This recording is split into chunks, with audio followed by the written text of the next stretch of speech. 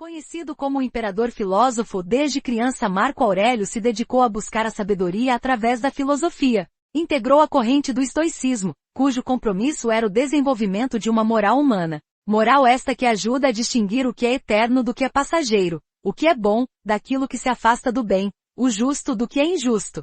E a partir destas distinções poder fazer melhores escolhas, ter uma vida mais serena e segura. Esta coerência entre os princípios e as ações nos dá poder diante das circunstâncias. Um eixo de sustentação interno que nos garante uma independência dos acontecimentos à nossa volta. Oriundo de uma família nobre, Marco Aurélio nasceu em Roma no ano 121 d.C. Teve várias dificuldades pela posição que ocupava e por querer viver uma vida moral. Seu campo de atuação foi Roma, onde foi preciso lidar com a diversidade de línguas, religiões, invasões, pestes e traições. Ele exercitou sua moral nessas dificuldades que se apresentavam. Assim como Marco Aurélio, também temos nosso campo de atuação, que está na nossa família, trabalho, trânsito, ou seja, no nosso dia a dia. Desde criança Marco Aurélio demonstrava interesse em valorizar os prazeres da alma e não valorizar o mundo material. Sempre buscava reconhecer o lado bom das pessoas. O avô lhe proporcionou ótimos mestres em diversas disciplinas.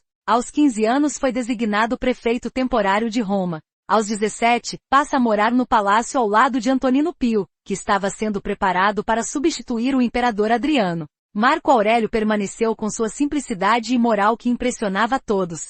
Ele ocupou vários cargos, casou-se com Faustina e teve muitos filhos. Com a morte de Antonino, assumiu a administração de Roma e convidou Lúcio a se tornar o responsável pelo exército. Governava com justiça tendo a filosofia como base. Os outros reinos entendiam essa forma de governar como uma fragilidade e várias guerras surgiram, muitas invasões. Mas Roma saiu vitoriosa. No entanto, os soldados trouxeram uma peste que devastou toda Roma, e a fome foi flagrante. O povo teve sua fé abalada e caiu em desesperança. Marco Aurélio então convoca todos os homens para povoarem as terras desabitadas. Ele vende tudo o que tinha de precioso no reino e transforma em armamento para fortalecer as fronteiras. Cria um exército forte a partir de uma disciplina inabalável sob a responsabilidade de Lúcio. Este morre e em seguida Marco Aurélio passa a sofrer de uma grave doença de estômago. Cuida-se, mas se mantém atento aos objetivos e compromissos. Em outro momento de invasão, Marco Aurélio já recuperado se veste de general e vai para a guerra.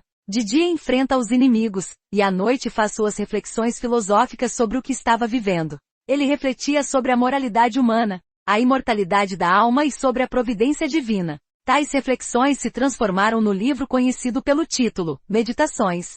Foi traído por Avídio, um dos seus generais que se dizia amigo. Aproveitando a ausência de Marco Aurélio, contém uma rebelião e se declara imperador de Roma. Marco Aurélio prefere declarar a paz contra a Germânia e voltar a Roma. Avídio é assassinado e Marco Aurélio muda o caminho indo para Atenas e Alexandria para intensificar seus estudos filosóficos. Passou por grandes escolas tais como a platônica, a pitagórica, a epicurista e a estoica. Volta a Roma e é recebido como salvador da pátria. Foi aclamado por todos os povos por sua postura moral. Nova enfermidade o ataca e ele falece. Marco Aurélio acreditava e vivia algumas ideias, como a de que existe uma ordem universal e superior, que entrelaça todos os seres humanos, como se o universo fosse um grande corpo e nós, as células. Cada célula cumprindo com o seu papel e colaborando com o corpo, o todo. Aquele que foge do cumprimento do seu papel prejudica não só a si, mas ao todo. Nada e ninguém pode nos impedir de cumprir nosso papel, a não ser nós mesmos,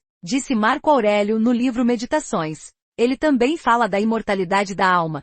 Tudo que nos rodeia é passageiro, transitório. Tudo que é material está fadado à morte, que é tão natural quanto o nascer. Somente nossa alma é imortal. E essa dificuldade de identificar o que é imortal em nós nos faz sofrer com as perdas no plano físico. Ele ainda nos aconselhava a nos preparar para os acontecimentos que são previsíveis, inclusive a morte. Reconhecer a existência dos deuses é se preparar para a vida e reconhecer a providência divina. Com isso ele ressaltava a importância de, diariamente se preparar para todas as coisas que podem nos acontecer e o que os outros podem nos fazer, tanto pela bondade quanto pela ausência do bem. Não estar à mercê do que nos acontecer, manter-se de pé e enfrentar o que vier. Não esperar que a vida nos dê tudo, e buscar se preparar para compartilhar o que possuímos. Olhar a vida como uma grande oportunidade de sermos melhores, pois tudo o que acontece ao homem é próprio do homem.